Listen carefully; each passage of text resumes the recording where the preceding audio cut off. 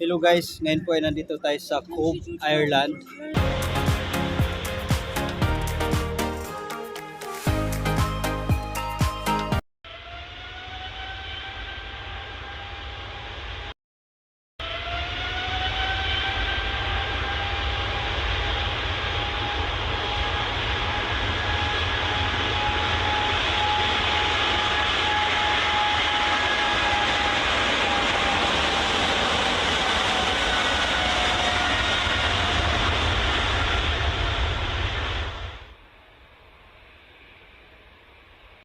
Hello guys, ngayon po ay nandito tayo sa Cove, Ireland. Ito po yung last port of call ng barkong Titanic bago po siya lumubog noong April 15, 1912.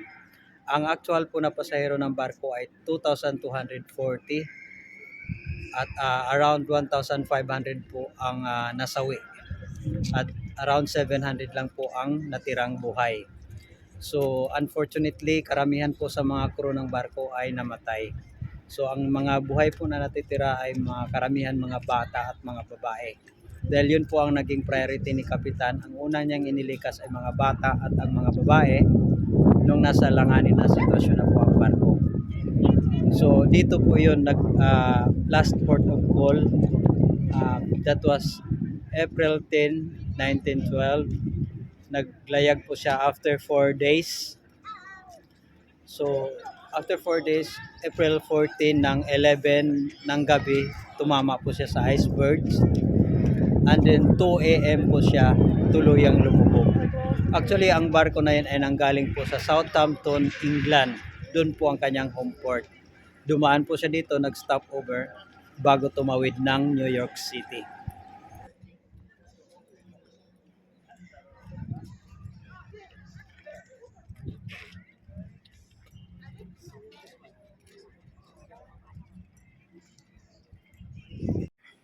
So guys, ito po ang Cove, Ireland. Ito po ang last port of call ng barkong Titanic bago po siya lumubog noong taong April 15, 1912.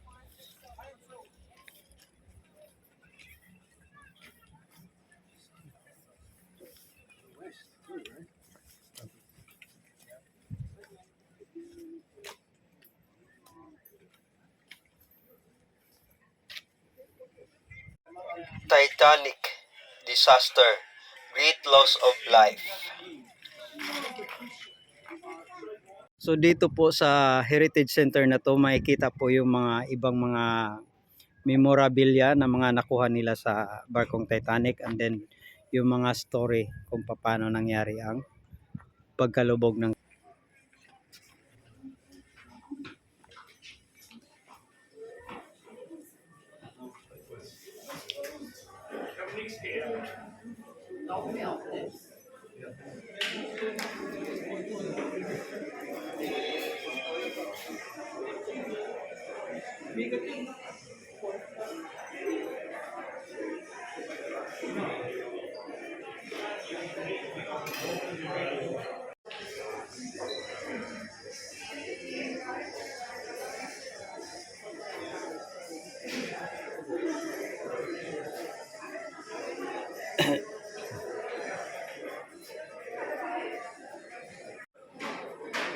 I think ilan po ito sa mga souvenir o mga na-recover mula sa barkong Titanic na lumubog po noong year 1912. Yan, mga attache case.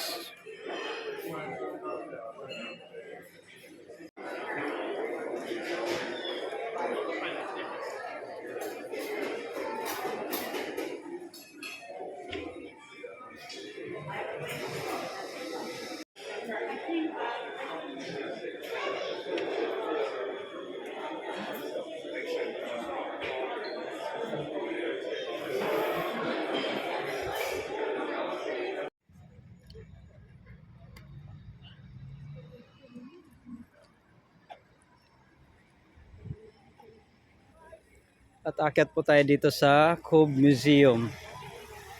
Titingnan natin kung anong meron sa taas. Ito po.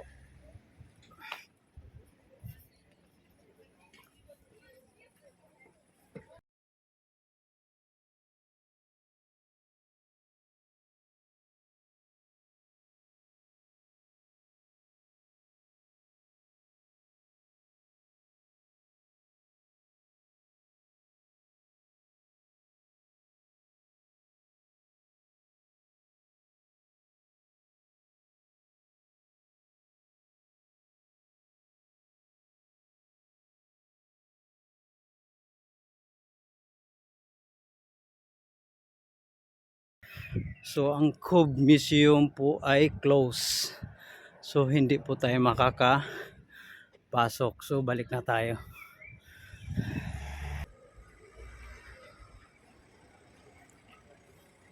At ngayon ay tutuloy po tayo sa pinaka-downtown dito sa Cove.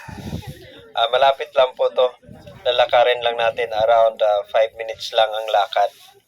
At tutuloy po tayo sa St. Colman's Cathedral o mas kilala po sa tawag na Cove Cathedral. Pinakamalaking Roman Catholic Cathedral po dito sa buong Ireland. At isa sa pinakamagandang cathedral po dito sa buong Europa. It takes 40 years to construct para po mabuo ang katedral na yun. Pupuntahan po natin yan ngayon.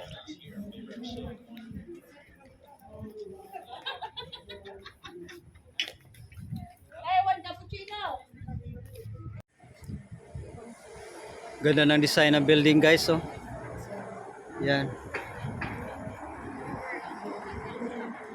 Pillars bar. Yo.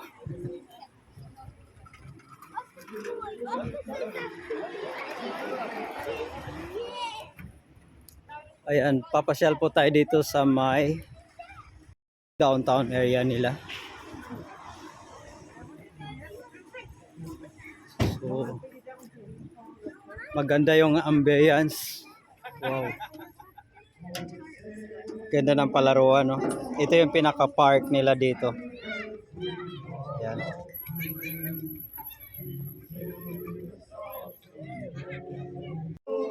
Still I live in hope to see the Holy Road. The night was dark and dreary, you could scarcely see the... Ganda ng lugar dito guys. Parang makikifeel mo talaga yung ambience na nasa ibang bansa ka. Ito po ay sa Cove, Ireland. At yun, nakita ko na nga ang gandang simbahan. So guys, yan po ang Cove Cathedral. Isa po yan sa pupuntahan natin ngayon. Napakaganda po yung cathedral na yan. It takes 40 years to construct. Yan po, Cove Cathedral.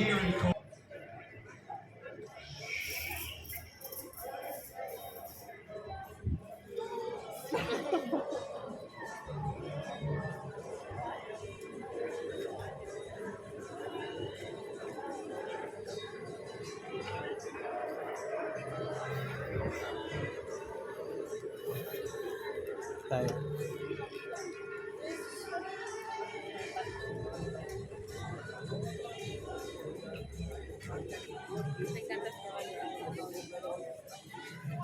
Ito po ay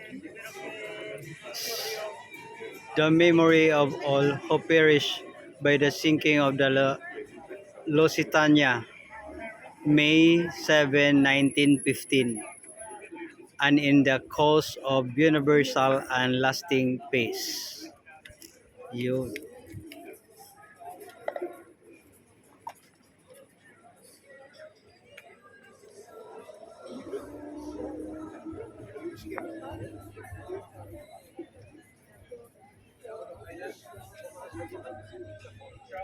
Lusitania tragedy.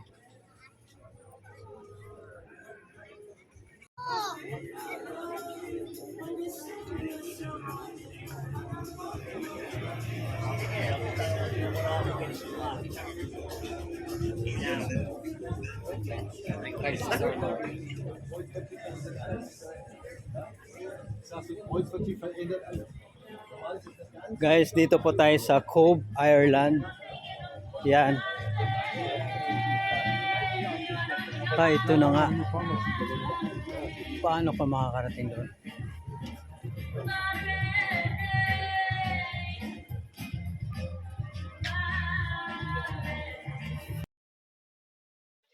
Ngayon po ay aakyat tayo doon sa malaking simbahan. Dito po tayo dadaan, medyo paakyat siya. Ito po ay shortcut, access na daan papunta sa itaas. Mayroon talagang main road doon sa kabila. Yung kaya lang medyo malayo, kaya dito na tayo. Shortcut. Medyo paakyat.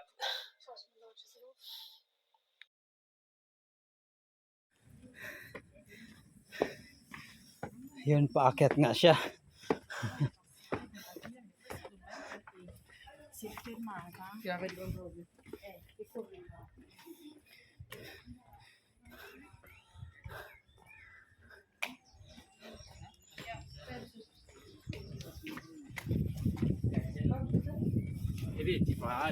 Ho capito, ma le cavi anche se ti pare.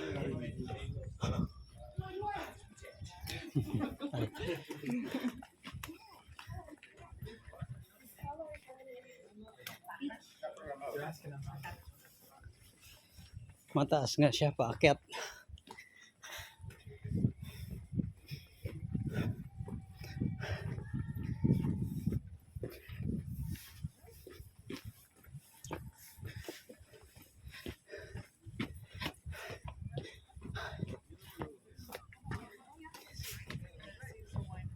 Ay, ito na. Andito na tayo. Wow. Ang laki niya. Ang laki niyang simbahan. At paakyat na nga tayo ngayon sa malaking simbahan.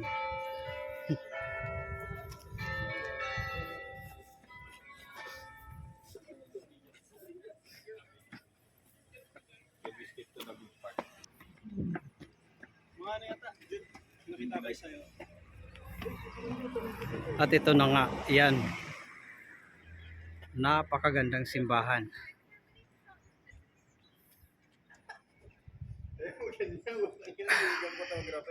Ang ganda na structure ng simbahan na to. At mayroon po ditong, yan, dito po nakalibing ang kanilang bishop. Sir Reverend John Famory. At yung isa,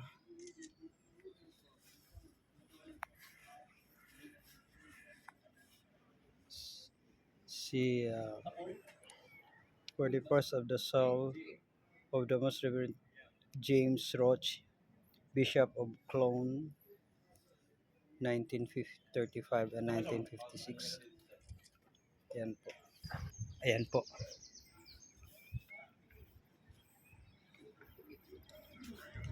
Yan, ito na. Napakaganda.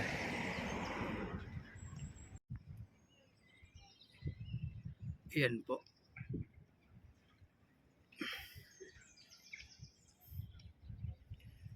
At syempre, dapat makita natin sa loob. At papasok tayo ngayon.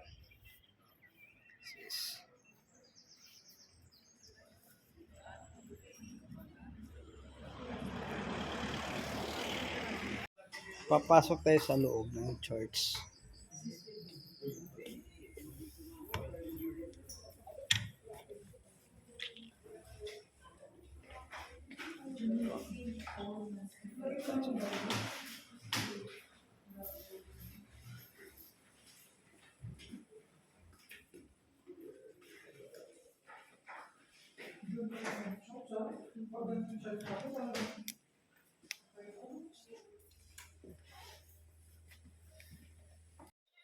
Wow, ang ganda po ng design niya dito sa loob. Ganda.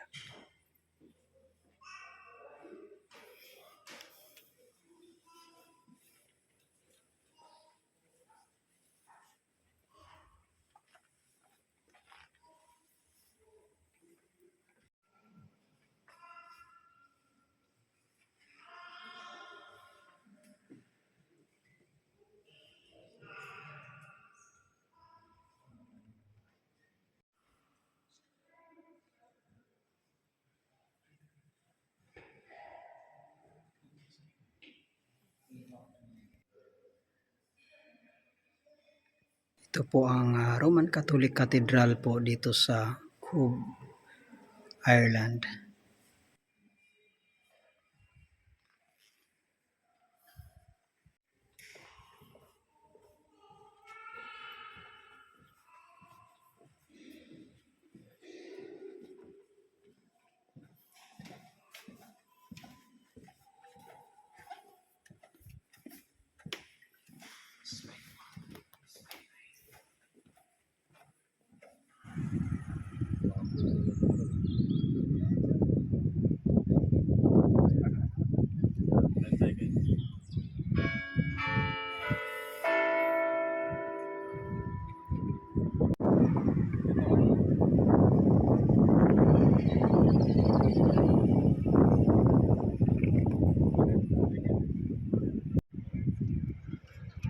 Napakaganda niya sa loob, talagang solid na solid yung structure niya.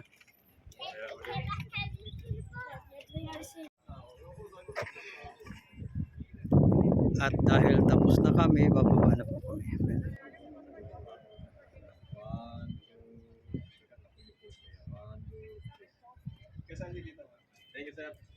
View mula sa taas. Yan po. Ganda. Mapapa po tayo sa malapit sa harap ng simbahan. At ito yung view dito sa view mula sa taas. Yan. So it means na ang simbahan po na ito ay itinayo sa taas ng bundok.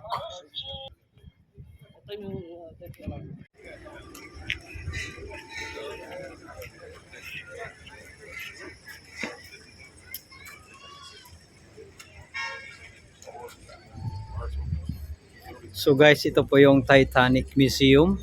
Pero no chance na po tayo ngayon dahil hindi na sapat ang ating oras. So next time sa ating pagbabalik, papasok po tayo sa museum na ito. At ito po yung park nila, mga Changi. So tingnan po natin kung ano yung mga tinda, ha? Wow.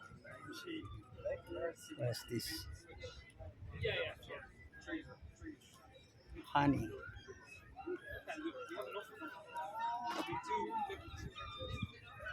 Social ang mga Changi nila dito. Ito yung mga ganyan.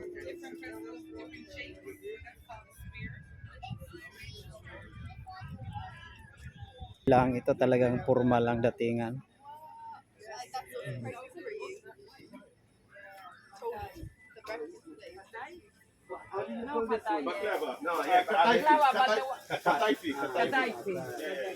Katayfi daw, kataytay. Buti na lang hindi naging kataytay, naging katayfi siya. So ito po yung park nila. Yan. Dito po yan sa Cobh, Ireland. Sosyal ang mga tinda. Para hindi mga basta-basta.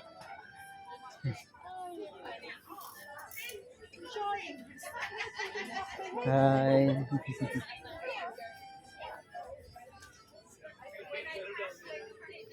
Ito mga bags. Ito yung mga brand nila dito.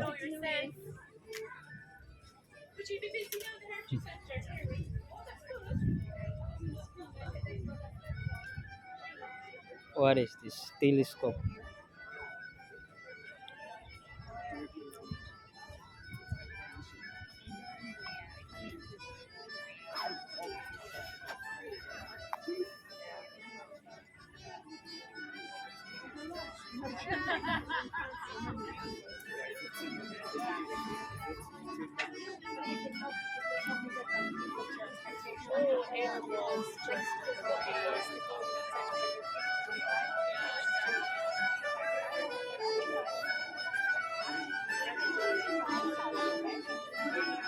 Music lesson.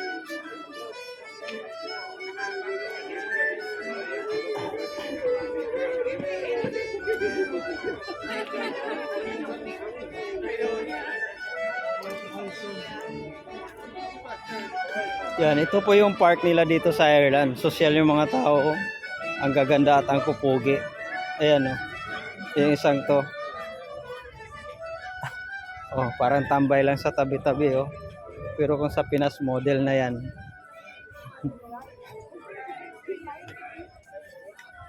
At yung mga bata, oh, ang gagang pupugi.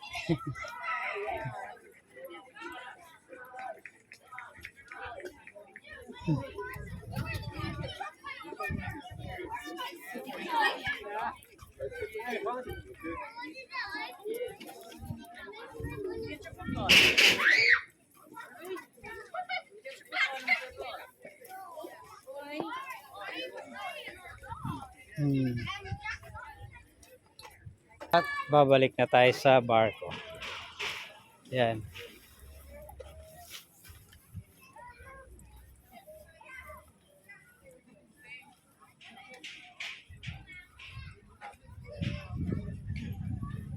Kasama ko sa barko. Yan. Mga nag-shopping. Subscribe kayo sa channel niya. So guys, ang Cove Island ay isang maliit lang po siya na city. Pero dahil sa history ng barkong Titanic, kaya dinadayo po siya ng mga turista dito. At saka yung napakaganda nilang cathedral, talagang pinupuntahan po siya dito ng mga turista. Babalik po tayo sa lugar na to para puntahan po natin ang Cove Museum. So magkakaroon po tayo ng part 2 sa video na ito. So yan lang po at maraming salamat po sa panonood. Naway nagustuhan nyo po ang ating video. Huwag po natin kalimutang mag-likes and subscribes. So thank you po. Maraming salamat. Bye-bye.